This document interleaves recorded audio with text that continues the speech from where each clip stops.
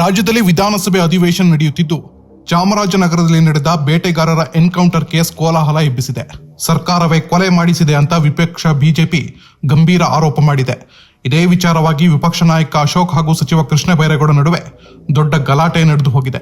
ಸರಿಯಾಗಿ ಕೇಳಿಸಿಕೊಳ್ಳಿ ಎಂದ ಕೃಷ್ಣ ಬೈರೇಗೌಡ ಮಾತಿಗೆ ವಿಪಕ್ಷ ನಾಯಕ ಅಶೋಕ್ ಹಾಗೂ ಸುನಿಲ್ ಕುಮಾರ್ ನಮಗೆ ಬುದ್ಧಿ ಹೇಳ್ತೀರಾ ಅಂತ ಕೃಷ್ಣ ಬೈರೇಗೌಡರ ಮೇಲೆ ಮುಗಿಬಿದ್ರು.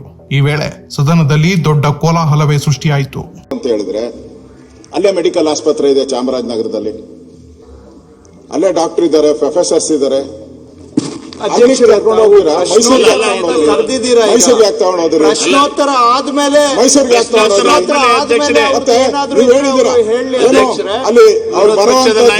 ಮಾನ್ಯ ಅಧ್ಯಕ್ಷರು ಪ್ರಶ್ನೋತ್ತರ ಅವಧಿ ಅಂತ ಕರೆದಿದ್ದಾರೆ. ನಾವು ನೋಡಿದಿರಿ, ಅದೇ ಸದನ ನೋಡಿದಿರಿ, ನಾವು ಪ್ರಶ್ನೋತ್ತರ ನಡೀಲಿ, ಪ್ರಶ್ನೋತ್ತರ ಆದ ನಂತರ ನೀವ್ ಹೆಂಗ್ ಮಾಡಿದೀರಾ ಅಂತ ನಾವು ನೋಡಿದಿರಿ. ವಿರೋಧ ಪಕ್ಷ ಇದ್ದಾಗ ನಮ್ಗೇನು ಬುದ್ಧಿವಾದ ಹೇಳೋದ್ ಬೇಡ ಕೃಷ್ಣ ಅವರೇ, ನಮ್ಗೇನು ಬುದ್ಧಿವಾದ ಏನು ಹೇಳೋದ್ ಬೇಡ.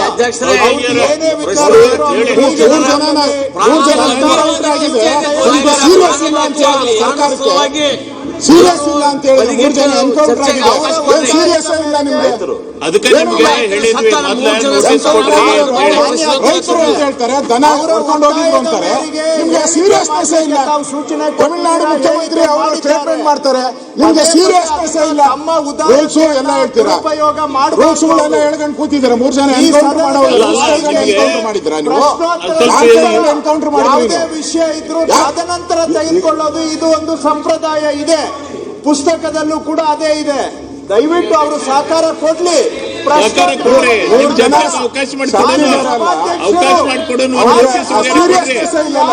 ನಿಯಮವಾಗಿ ನಡ್ಕೋರಿ. ಅಲ್ಲ, ನಿಮ್ಗೆ ಪರಿಹಾರ ಸಿಗ್ಬೇಕಾ? ಯಾರು ತಪ್ಪಾಗಿದೆ, ಜನಕ್ಕೆ ತಿಳುವಳಿಕೆ ಮಾಡಿಕೊಡ್ಬೇಕಲ್ಲ ನೀವು. ತಪ್ಪು ಮಾಡಿದವರು ನಿಯಮ ಹೋಗ್ರಿ. ನೋಡಿ, ಸದನ ನಡೀತಾ ಇದೆ. ಸದನ ನಡೀಲಿಲ್ಲ ಅಂದ್ರೆ ಪರವಾಗಿಲ್ಲ. ಸದನ ನಡೆಯುವಾಗ ಅವಕಾಶ ಇದೆ. ಈ ತರ ಎನ್ಕೌಂಟರ್ಗಳು ಮಾಡಿದ್ರೆ ಅವಕಾಶ ಇದೆ. ಅಲ್ಲ, ನಾ ಈಗ ಅವಕಾಶ ಕೊಡಂಗಿಲ್ಲ. ನಾನು ಯಾರಿಗೂ ಮಾತಾಡಕ್ಕೆ ಅವಕಾಶ ಕೊಡಂಗಿಲ್ಲ. ಇಲ್ಲ, ಅವಕಾಶ ಕೊಡಂಗಿಲ್ಲ.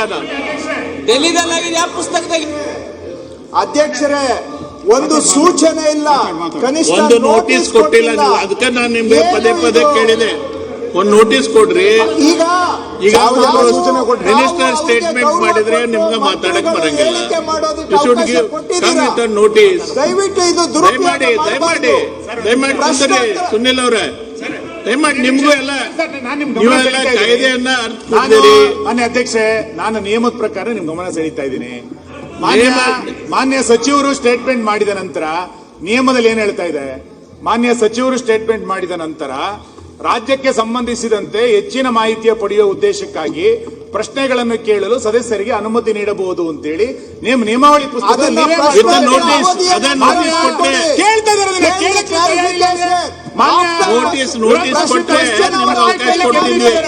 ನೀವು ಮಂತ್ರಿ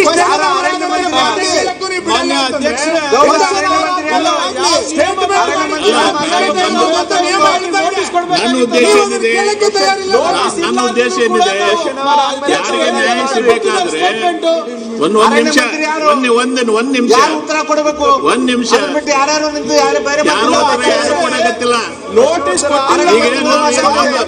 ನಮ್ಮ ಉದ್ದೇಶ ಏನಿದೆ, ನಿಮ್ದು ಉದ್ದೇಶ.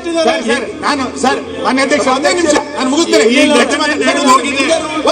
ಈ ಘಟನೆ ನಡೆದು ಹೋಗಿದೆ. ಮಾನ್ಯ ಅಧ್ಯಕ್ಷರೇ, ಇಲ್ಲ ನೋಡಿ, ಕೇಳಿ ಒಂದ್ ನಿಮಿಷ. ತಾವು ಹೇಳಿದ್ರಲ್ಲ, ಕೋಟ್ ಮಾಡಿದ್ರಲ್ಲ, with the consent of the speaker, a minister may make a statement on a matter of public importance. On such statement, no discussion shall be allowed. Yes. Members may be permitted to ask questions, clarifications for the purpose of eliciting further information. ಅಷ್ಟು ಬಿಟ್ರೆ ನಿಮ್ಗೆ ಏನು ಅವಕಾಶ ಇಲ್ಲ. ಯಾಕೆ ಸುಮ್ಮನೆ ನೀವು ಒಂದ್ ನಿಮಿಷ ಕೂತ್ಕೊಳ್ಳಿ. ನಾನು ಅದನ್ನೇ ಹೇಳಿದ್ದು. ಮಾನ್ಯ ಅಧ್ಯಕ್ಷೆ, ಸದನದ ನಿಯಮಾವಳಿಯ ಪ್ರಕಾರ ಮಂತ್ರಿಗಳು ಝೊಮ್ಯಾಟೊ ಸ್ಟೇಟ್ಮೆಂಟ್ ಮಾಡಿದ ನಂತರ ಚರ್ಚೆಗೆ ಅವಕಾಶ ಇಲ್ಲ ಅನ್ನೋದು ನಂಗೆ ಗೊತ್ತಿದೆ. ನಾವು ಚರ್ಚೆ ಕೊಡಿ ಅಂತ ಕೇಳ್ತಾನೆ ಇಲ್ಲ. ಕ್ಲಾರಿಫಿಕೇಶನ್ಗೆ ಕೆಲವು ಪ್ರಶ್ನೆಗಳನ್ನು ಕೇಳಬೇಕು ಅಂತ ವಿರೋಧ ಪಕ್ಷದ ನಾಯಕರು ನಿಂತಾಗ ನೀವು ಅದಕ್ಕೆ ದಯಮಾಡಿ ಅಲೋ ಮಾಡಬೇಕು. ನೀವು ಸ್ಟೇಟ್ಮೆಂಟ್ ಮಾಡಿ ತಾವು ಅಲೋ ಮಾಡಿ ಸರ್, ನಮ್ಗೆ statement ತಕರಾರು ಮಾಡಿ. ಇಲ್ಲ. ಕೃಷ್ಣ, ನಾನು ಮಾತಾಡ್ತಿರ್ಬೇಕಾದ್ರೆ ದಯಮಾಡಿ. ತಾವು ಅಲೋ ಮಾಡಿ ಈಗ ನಾ ಏನ್ ಹೇಳ್ತೀವಿ, ಕ್ವೆಶ್ಚನ್ ಅವ್ರ ಮುಗಿಲಿ, ಕ್ವೆಶ್ಚನ್ ಅವ್ರ ಮುಗಿಲಿ. ನೀವು ಪಾಸ್ ಆಗಿದ್ದು ನಾವು ಏನಿಲ್ಲ, ಕ್ವೆಶ್ಚನ್ ಅವ್ರ ಮುಗಿಲಿ. ಮೊನ್ನೆ ಅವಕಾಶ ಕೊಡ್ತೀವಿ. ಕ್ಲಾರಿಫಿಕೇಶನ್ ಕೇಳಲಿಕ್ಕೆ ಅವಕಾಶ ಮಾಡಿಕೊಡ್ತೀವಿ. ಕ್ವೆಶ್ಚನ್ ಅವ್ರ ಮುಗಿಲಿ, ದಯವಿಟ್ಟು ಕುಂದರಿ. ದಯವಿಟ್ಟು ಕ್ಲಾರಿಫಿಕೇಶನ್ ಆದ ನಂತರ ಅದೊಂದು ಪದ್ಧತಿ ಮೇಲೆ ಬಂದಿದೆ. ಕ್ಲಾರಿಫಿಕೇಶನ್ ಆ ಪ್ರಕಾರ ಹೋಗೋಣ. ಆದೇಶ ಮಾಡಿದ ನೀವು ಸ್ಟೇಟ್ಮೆಂಟ್ ಮಾಡಿದ ನಂತರ ಕ್ಲಾರಿಫಿಕೇಶನ್ ಕೇಳಬೇಕು, ಆಮೇಲೆ ಕ್ಲಾರಿಫಿಕೇಶನ್ ಕ್ವಶನ್ ಅವರ್ ಆಮೇಲೆ 3 ಜನ ಸತ್ತೋಗಿದ್ದಾರೆ, ಆಮೇಲೆ ಕ್ವಶನ್ ಅವರ್ ನಡೆಸಿ. ಸರ್ಕಾರ 3 ಜನರನ್ನು ಕೊಂದ ನಂತರ ಏನ್ ಪ್ರಶ್ನೋತ್ತರ ನಡೆಸ್ತೀರಿ ನೀವು? ನಿಮ್ಗೆ ಇವ್ರಿಗೆ ಏನ್ ಪ್ರಶ್ನೋತ್ತರ ನಡೆಸ್ತೀರಿ? ಬರೀ ರಾಜಕೀಯ ಬೇಕು ಇವ್ರಿಗೆ. ರಾಜಕಾರಣ ನಾವು ಮಾಡಿದ್ದಲ್ಲ, ನೀವು ರಾಜಕಾರಣ ಮಾಡೋದು. ರೈತರನ್ನ ಕೊಂದವ್ರು ನೀವು, ರೈತರನ್ನ ಕೊಂದಿದ್ದು ನೀವು. ಕ್ಲಿಯರ್ ಆಗಿ ಅವ್ರು ಹೇಳಿದ್ಮೇಲೆ ರಾಜಕೀಯ ಮಾಡೋದು, ರಾಜಕೀಯ ಆಗ್ಬೇಕು ಇವ್ರಿಗೆ. ಕ್ಲಿಯರ್ ಆಗಿದೆ ಅದು. ಅದರಲ್ಲಿ ಪ್ರಾಣವಾದ ಅವ್ರ ಮೇಲೆ ರಾಜಕೀಯ ಮಾಡ್ತಾ ಇದ್ದಾರೆ, ರಾಜಕೀಯ ಆಗ್ಬೇಕು ಇವರಿಗೆ. ಬೇರೆ ಯಾವ ಕೆಲ್ಸ ಇಲ್ಲ ಇವ್ರಿಗೆ.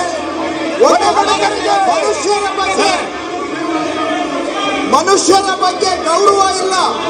ಅಧ್ಯಕ್ಷರೇ, ನಾನು ಓದ್ತೀನಿ ನೋಡಿ. ವಿಧಾನಸಭಾ ಅಧ್ಯಕ್ಷರು ಅನುಮತಿ ಪಡೆದು ಸಾರ್ವಜನಿಕ ಮಹತ್ವದ ವಿಷಯದ ಮೇಲೆ ಹೇಳಿಕೆ ನೀಡಬಹುದು. ಅಂತ ಹೇಳಿಕೆಯ ಮೇಲೆ ಯಾವುದೇ ಚರ್ಚೆಗೆ ಅವಕಾಶವಿರತಕ್ಕದ್ದಲ್ಲ. ಆದರೆ ರಾಜ್ಯಕ್ಕೆ ಸಂಬಂಧಿಸಿದಂತೆ ಹೆಚ್ಚಿನ ಮಾಹಿತಿ ಪಡೆಯುವ ಉದ್ದೇಶಕ್ಕಾಗಿ ಪ್ರಶ್ನೆಗಳನ್ನು ಕೇಳಲು ಸದಸ್ಯರಿಗೆ ಅನುಮತಿ ನೀಡಬಹುದು ಅಂತ ಇದೆ. ಅನುಮತಿ ಕೊಡಬಹುದು. ನಾವು ಅನುಮತಿಯನ್ನು ತಾವು ಕೊಡಬಹುದು. ಕ್ಲಾರಿಟಿ ಇದೆ ಪುಸ್ತಕದಲ್ಲಿ. ನಿಯಮದ ಪ್ರಕಾರ ಮಾಡಕ್ ಬರಲ್ಲ. ಸರ್ ಇಲ್ಲ, ನಿಮ್ಗೆ ಮಾಹಿತಿ ಕೇಳ್ರಿ. ಸರ್ಕಾರನೇ ನಾವೇ ಎನ್ಕೌಂಟರ್ ಮಾಡಿದ್ರಿ ಅಂತ ಹೇಳ್ಬಿಡಿ, ಬಿಟ್ಬಿಡಿ. ನನಗೆ ಹೇಳ್ಬಿಡ್ಲಿ, ಸರ್ಕಾರನೇ ನಾವೇ ಹೇಳಿದ್ರಿ ಎನ್ಕೌಂಟರ್ ಮಾಡಕ್ಕೆ ಅಂತ ಹೇಳ್ಬಿಡ್ಲಿ, ಬಿಟ್ಬಿಡ್ಲಿ. ನಾಚಿಕೆ ಆಗಲ್ಲ ಅವ್ರಿಗೆ. ಒಬ್ಬ ತಮಿಳುನಾಡು ಮುಖ್ಯಮಂತ್ರಿ ಸ್ಟೇಟ್ಮೆಂಟ್ ಮಾಡ್ತಾರೆ ಅಂದ್ರೆ ಅದಕ್ಕೆ ನಾಚಿಕೆ ಇಲ್ಲ. ಚರ್ಚೆ ಮಾಡಿರಲ್ಲ, ನನ್ನ ಬಗ್ಗೆ ಬರೀರಿ. ಕ್ವೆಶ್ಚನ್ ಕೇಳಿ ಅಲ್ಲ ಸರ್, ನಮ್ಮನ್ನು ಬಿಟ್ಬಿಡಿ. ತಮಿಳುನಾಡು ಮುಖ್ಯಮಂತ್ರಿ ಸ್ಟೇಟ್ಮೆಂಟ್ ಮಾಡ್ತಾರೆ, ನಾಚಿಕೆ ಆಗಲ್ಲ, ಖಂಡನೆ ಅಂತ ಹೇಳ್ತಾರೆ. ನಾಚಿಕೆ ಆಗಲ್ಲ ಅವ್ರಿಗೆ. ಸರ್ಕಾರಕ್ಕೆ ಮಾನಮರ್ಯಾದೆ ಇದೆ, ಮಾನಮರ್ಯಾದೆ ಇದೆ ಸರ್ಕಾರಕ್ಕೆ. ಸ್ಟೇಟ್ಮೆಂಟ್ ಮಾಡ್ಬೇಕಾಯ್ತು, ಅವರು ಹೇಳ್ಬೇಕಾಯ್ತು. ಪರಿಹಾರ ಏನ್ ಕೊಡ್ತೀರಿ ಅವ್ರಿಗೆ? ನ್ಯಾಯಾಂಗ ತನಿಖೆ ಮಾಡ್ತೀವಿ ಏನಂತ ಹೇಳ್ಬೇಕಾಯ್ತು.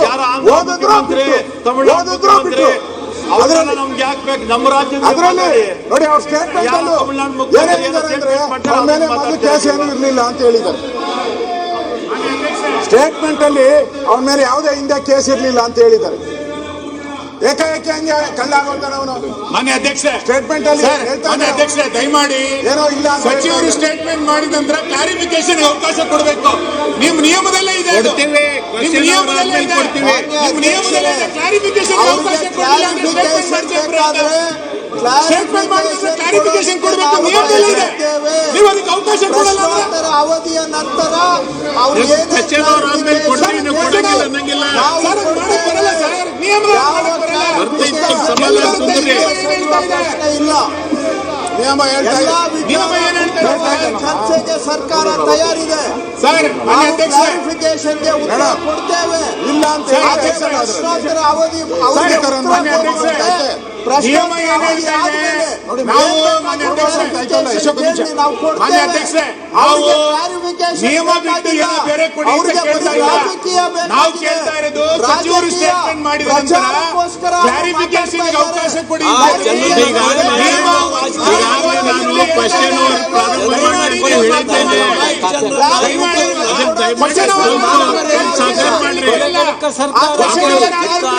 ಈ ಕ್ವೆಶ್ಚನ್ ನಿಮ್ಗೆ ಅವಕಾಶ ಕೇಳಲಿಕ್ಕೆ ಅವಕಾಶ ಕೊಡ್ತೀನಿ. ಕೊಡ್ತೀವಿ. ಈ ಸರ್ಕಾರದ ಆದ್ಯತೆ ರೈತರಿಗೆ ಗುಂಡಿಡೋದೆ, ರೈತರಿಗೆ ಗುಂಡಿಡೋದೆ ಈ ಸರ್ಕಾರದ ಆದ್ಯತೆ ಅಂತ ಅವ್ರು ಹೇಳಿ. ನಮ್ದೇನು ತೊಂದರೆ ಇಲ್ಲ. ಈ ಸರ್ಕಾರದ ಆದ್ಯತೆ ರೈತರಿಗೆ ಗುಂಡಿಡೋದೆ. ನೀವು ಬಿಡಿಗಿರಲ್ಲಿ ಲಾಠಿ ಚಾರ್ಜ್ ಮಾಡ್ತೀರಿ, ಅವ್ರ ಮೇಲೆ ಕೊಲೆ ಮೊಕದ್ದಮೆ ದಾಖಲಿಸ್ತೀರಿ, ಇಲ್ಲಿ ಎನ್ಕೌಂಟರ್ ಮಾಡ್ತೀರಿ, ವಿದ್ಯಾರ್ಥಿಗಳ ಮೇಲೆ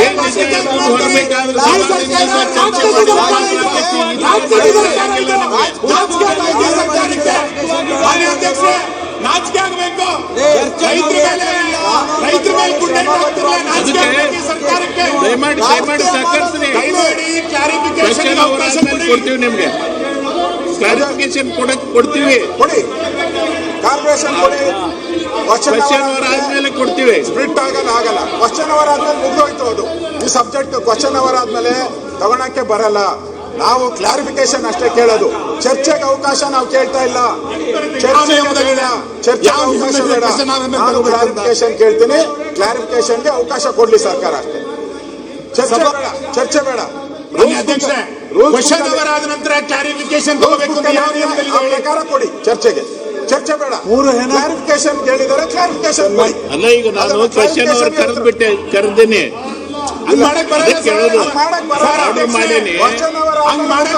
ಅದಕ್ಕೆ ನಿಮ್ಗೆ ಹೇಳೋದು. ಅದಾದ್ಮೇಲೆ ನಿಮ್ಗೆ ಕೂಡ ಅವಕಾಶ ಮಾಡಿಕೊಡ್ತೀವೇನೋ. ನೀವು ಮೊದಲೇ ಬರಲ್ಲ ಕರೆದಿದ್ದೀರಾ?